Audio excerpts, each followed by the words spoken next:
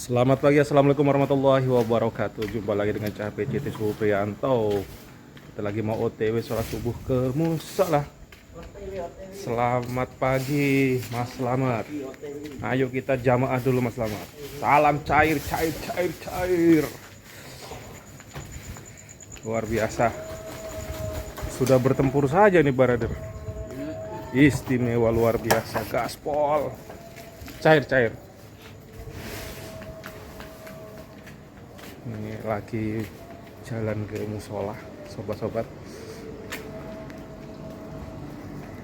Nah, ini situasi terkini di pagi hari ini di Jalan Gili Sampeng 6, Kebonjeruk, Jakarta Barat. Jamaah mulai berdatangan ke musola. Saya tadi mampir dulu ke Somai Wondes untuk naruh senjata tempur.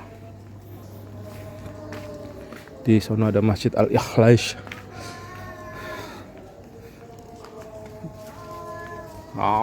Ada kucing. Selamat pagi, brother. Wih, menengok kanan kiri.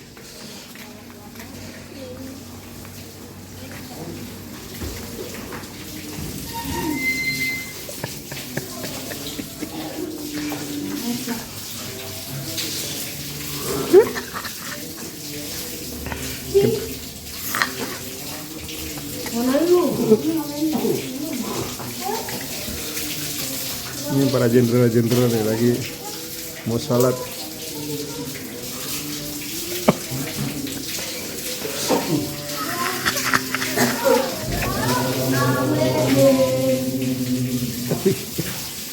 Al-Fatirun. Oh, simbol. Ada simbol.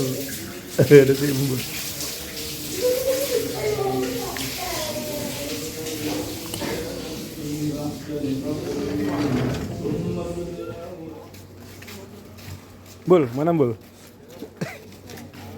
Hihi. Simbol. Itu hilang. Nah, inung. Simbol kan. Lu makannya apa, Bul? Goceng, Bang. Kok ini kecil? Ini Bul. Bisa begitu nih. Kakaknya habis dimakan adiknya nih.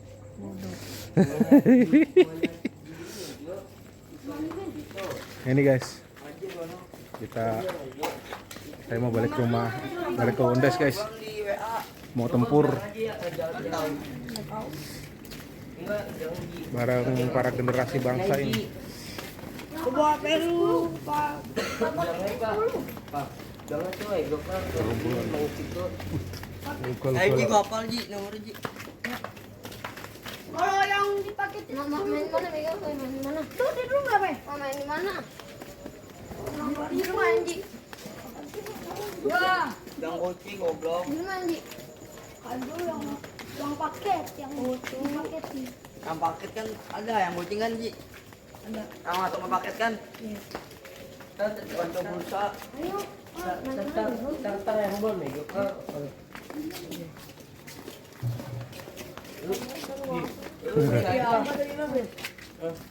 Belum. Udah. Udah. Kayaknya kita Itulah gerombolan pasukan generasi bangsa Indonesia. Saya lanjutkan perjalanan dulu ke Wondes. Nah, cair. Yo, kita siap-siap tempur dulu guys.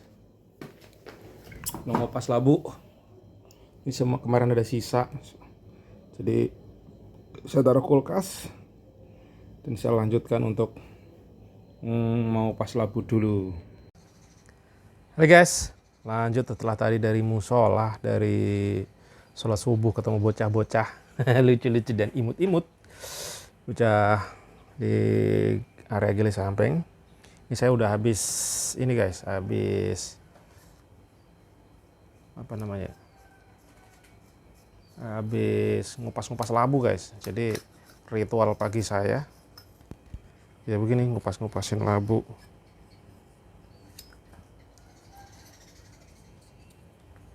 Ngupas-ngupasin labu. Ini udah selesai segitu banyak. Ini sampahnya guys. kupas labu, dan ini siap nanti tinggal diparut oleh tim yang datang. Saya bantu kupas labu dulu pagi.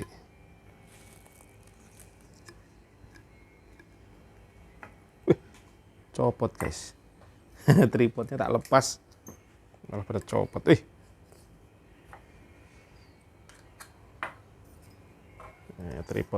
Tripod kacau nih. Wih.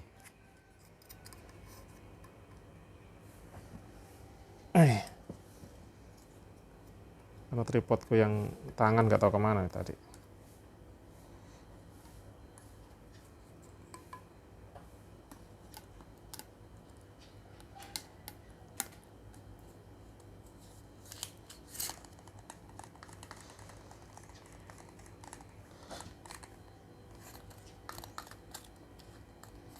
Sudah.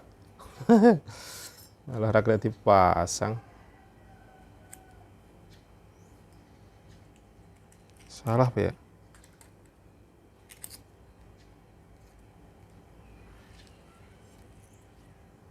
Benerin tripod dulu. Dah, udah bisa lagi tripodnya. Saya ke tripod ini biar nggak goyang-goyang tripod berdiri guys. Gimana puasanya teman-teman pagi ini? Semoga-moga lancar ya selalu. Sehat, sehat berkah barokah ya.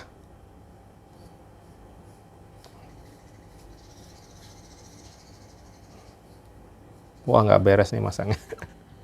Masih nggak kurang beres. Ya wes lah. Habis ngupas labu, nih saya beli peso Tramontina made in-nya mana nih? High carbon made in Brazil. Tapi ya kena getah ini rada digosok ra ilang guys. Iki posisi mata kok agak-agak ngantuk-ngantuk piye. Pagi ini saya sahurnya pakai buah tadi. Ada buah semangka sama terus apa sih melon. Terus terakhir tadi saya makan alpukat. Proteinnya tadi saya makan kambing, ya tinggal sisa semalam, jadi nggak banyak-banyak kambingnya, cucu yang banyak buahnya. Nggak tahu kok tiba-tiba ini udah ngantuk ya. Hawanya ngantuk karena emang saya udah nggak olahraga ini. Habis ngupas labu habis setengah karung lebih, hampir sekarung tadi. Siap-siap untuk produksi teman-teman. Nah kalau panjenengan semua apa nih aktivitasnya nih teman-teman. Moga-moga lancar selalu ya, dan saya juga ini menahan untuk biar nggak ngantuk nih. Karena tidur pagi-pagi tentunya nggak bagus ya buat badan. Terus apalagi kalau tidurnya tuh habis sholat subuh, itu nggak disarankan secara kesehatan dan juga secara nah jadi problem gimana caranya habis sholat subuh itu nggak ngantuk. Itu yang jadi PR. Mestinya sih olahraga ya, kalau olahraga pagi ini nggak ngeri-ngeri sedap puasa nih ora kuat.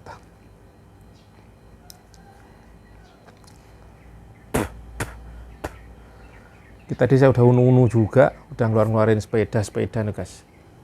Nih sepeda udah saya keluarin, motor saya keluarin di Wondes, jadi anak-anak datang itu tinggal was-was nanti tinggal berkarya langsung di Wondes. Nah seperti ini situasinya di Wondes pagi ini. Rapi. Oh ini yang di sini nampak ada bawang merah dan cabai, bawang putih. Cabai untuk bumbu kacang. Saya tadi udah nongkrong, udah teleponan sama emak di kampung. Biasa lor, kalau pagi-pagi itu saya nelponin emak atau bapakku gitu ya, untuk nanyakan kabar, nanyakan kesehatannya seperti apa, dan kadang ngobrol dan curhat juga. Kondisi misalkan apa, gimana saya curhat, terus kasih didoain gitu. Dan alhamdulillah orang tua saya itu setiap malam sholat tahajud gitu ya. Kalau lagi gak capek biasanya terus-terusan dan mendoakan anak-anaknya. Dan ini membuat saya kuat sampai detik ini ya. Kadang yang namanya jualan itu kan naik turun ya. Kadang lagi bagus ya bagus, lagi low ya buat ibaratnya buat kebutuhan sehari-hari aja tumbang gitu. Itulah seni of berdagang. Jadi salah satu penguatnya adalah ridhonya orang tua gitu. Dan salah satu mimpi saya yang sempat ini kan lama ya, dream saya untuk bisa selalu sering-sering nengokin orang tua ini yang belum tersampaikan ya. Alhamdulillah tahun kemarin saya bisa 2 kali mudik, dan mimpi saya ke depan kalau bisa itu sebulan sekali kalau dimampukan ya, kalau dimampukan rezekinya ada segala macam, sebulan sekali atau 3 bulan sekali lah, itu yang jadi mimpi saya untuk ke depan. Walau alam teman-teman, ternyata dengan bantuan beliau-beliau inilah saya bisa survive sampai detik ini. Karena saya kemarin dengerin ceramah siapa, jangan-jangan hasil yang kita capai ini bukan karena jerih payah kita, tapi karena doa permohonannya orang tua kita, ibu kita kepada Allah yang diijabah. Jadi jangan sampai diri kita itu lupa diri atau jumawa bahwa apa hasil yang kita dapat itu benar-benar hasil yang kita lakukan sehari-hari. Pada kenyataannya yaitu jangan-jangan itu semua adalah hasil doa orang tua kita yang diridhoi dan ijabah oleh Allah Subhanahu wa taala. Jadi jangan sampai kita terlena bangga, ini semua karena kerja kerasku. Itu saya dengerin ulama. Sebenarnya ini peneduh jiwa ya. Kadang kita ini saat ada keberhasilan dikit atau apa jadinya manusia yang sombong, yang keras hatinya. Padahal sekeren-kerennya orang pada saat udah berhasil, udah sukses itu bukan karena makin sombong, tidak. Justru makin tawadu. Nah caranya gimana? Kalau saya dengerin itu ya, katanya ini ya pasti karena tujuannya udah jelas untuk mencari ridhonya Allah. Saya dengerin obrolannya sih ini teman-teman yang murid Darut Tauhid yang cowok yang Chinese, yang katanya dia dari bandar judi di Thailand. Saya dengerin kata-katanya penuh makna ya. Dia yang dari per hari udah miliaran atau gimana hasilnya gitu, tapi kok hidupnya hampa. Katanya dia udah ketemu berbagai macam orang dengan nilai ekonomi yang luar biasa. Dia mencontohkan pada saat kita mungkin memiliki sesuatu barang, itu sebenarnya sukanya pada saat beli aja gitu. Pada saat ya itu gitu. Setelah itu ya biasa aja gitu. Mau misalkan beli iPhone, beli handphone baru, elektronik, motor, kendaraan gitu, ya sukanya pada saat beli, tapi setelah itu kan ya gitu aja gitu. Cara renung-renungin benar juga ya. Saya dulu bermimpi teman-teman, mimpi untuk punya gaji gitu ya. Waktu dulu saya mimpinya punya gaji sekelas manajer lah gitu. Saya nggak tahu lah berapa totalin manajer sebenarnya gitu. Tapi waktu itu saya masih kerja di BINUS dengan gaji 1,5. Terakhir tuh 4 jutaan, 3,8 saya terima. Saya mimpi, saya pengen punya gaji 5 juta waktu itu. Saya pindah-pindah kantor, dapatlah 4,5 gitu. Terus ya udah, saya kalau ngelamar kerjaan saya tulis langsung 5 juta. Saya masih staf biasa, langsung ngelamar posisi manajer. Saya nggak ada knowledge, nggak ada pengetahuan, tapi saya langsung pasang tarif 5 juta. 5 juta gitu ya. Dan majority saya ditolak, saya nggak diterima. Karena melihat background saya hanya seorang IT support, ngelamarnya selalu manajer. Interview ada beberapa kali saya dapat interview loh guys. Salah satu hal yang ya mungkin di luar apa ya, wong cuman nggak punya background, nggak punya ini, cuma modal gendeng aja, ngelamar aja dipanggil interview. Saya pikir kalau udah manajer gajinya bagus, 5 juta keren, gede gitu. Dengan proses berjalan waktu sampai mentok merasa saya udah nggak bisa pindah nih sampai tua di sini gitu. Tapi mimpi terus ada, doa terus dipanjatkan, Allah ijabah.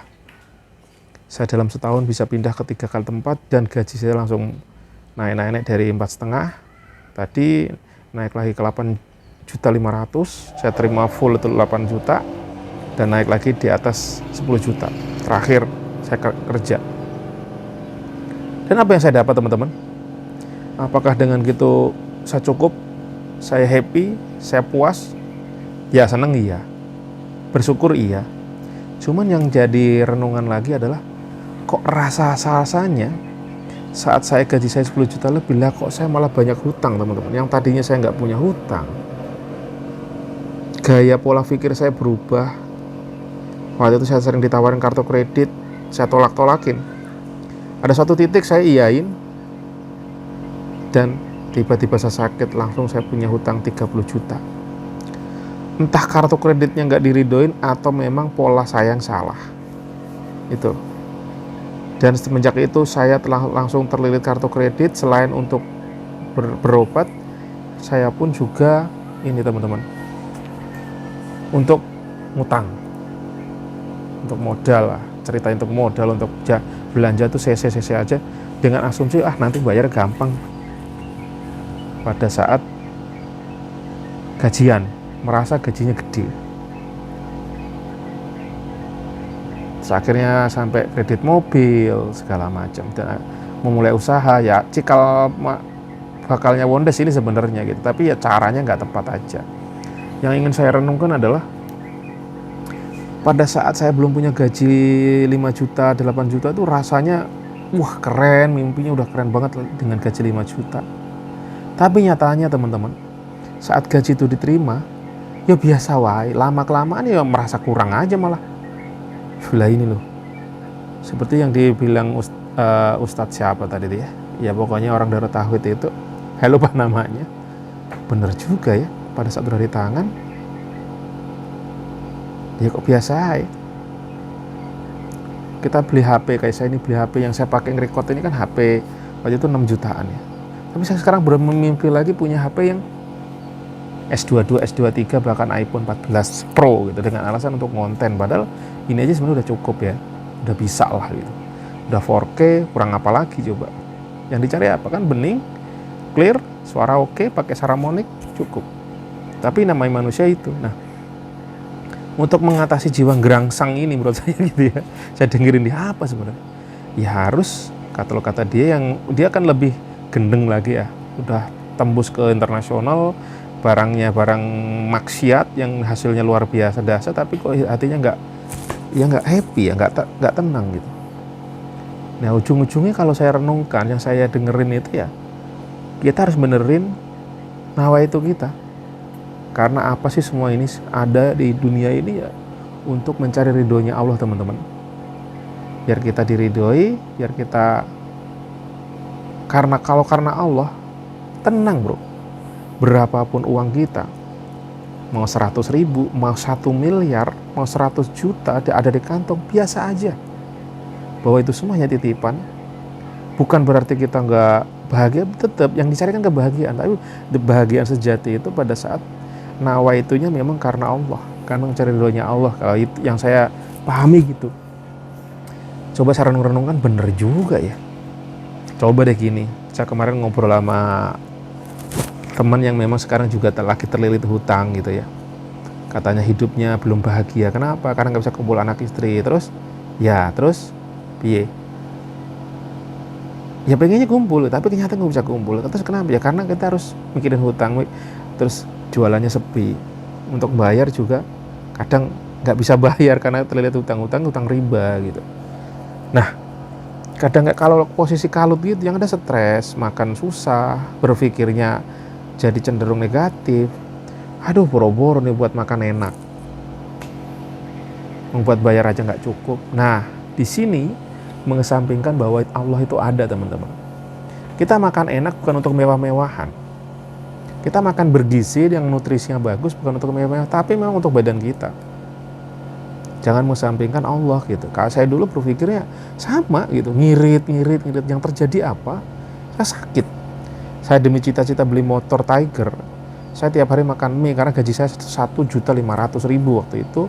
Saya harus nabung untuk cicil motor, dan saya akhirnya makannya mie. Yang saya lakukan adalah penghematan.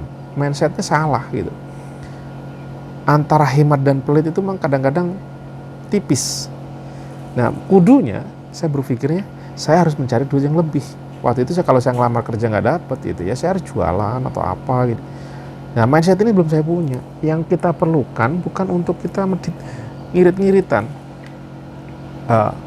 dan makan yang salah. Ujung-ujungnya adalah saya adalah penyakitan, dan setahun saya berobat karena saya kena TBC. Karena gizinya buruk, saya bisa tertular dari mana aja, dan saya TBC waktu itu.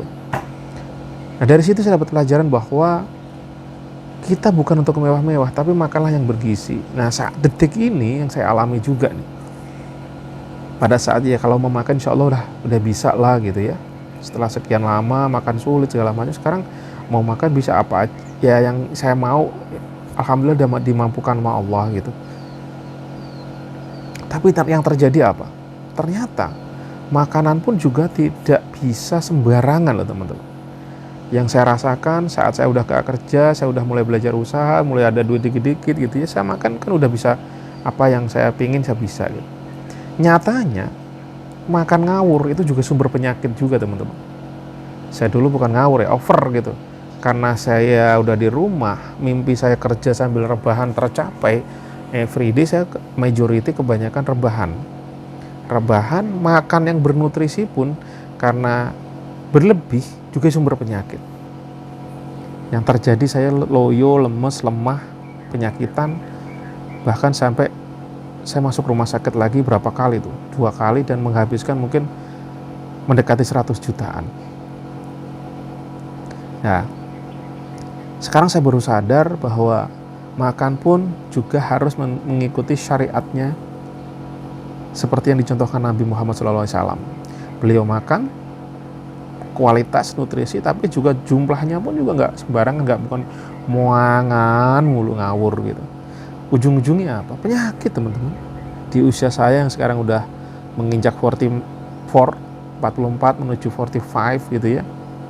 Ini ternyata baru sadar, ya Allah, ternyata makan pun nggak bisa sembarangan. Apa yang dulu kita bebas makan apa aja gitu. Selain faktor memang di usia berapapun sebaiknya makan juga dijaga. Karena efeknya long term saya. Kita itu apa yang kita makan teman-teman. Saya baru tahu bahwa semakin kesini itu gula darah itu tinggi gitu ya. Semakin usia cara pencernaannya turun. Nah, saya sebelum usia pun di usia-usia zaman kosnya masih 20-an ya. Masih di under 30. Itu juga sakit-sakitan gitu. Karena makannya mungkin anak kos mikirnya ngirit kayak tadi, makan mie mulu gitu. Sedangkan nutrisi sayuran, buah, lauk pauk itu kurang karena mengirit tadi. Jadi kawan-kawan, kita tuh kadang nah ini meneruskan niat tadi yang sebenarnya yang urgent itu, karena untuk mencari ridhonya Allah dan yakin bahwasanya Allah itu menolong kita. Ini udah kepanjangan videonya ya, saya ngoceh-ngocehnya sedia dulu. Cerita pagi ini teman-teman akan berlanjut di next video. Wabillahi taufiq wal hidayah. Assalamualaikum warahmatullahi wabarakatuh. Video ini dipersembahkan oleh Siomay Wondes. Makan siomay, ya Siomay Wondes. Apabila bermanfaat, bantu like, share, dan subscribe ya guys, biar makin semangat membuat videonya. Terima kasih.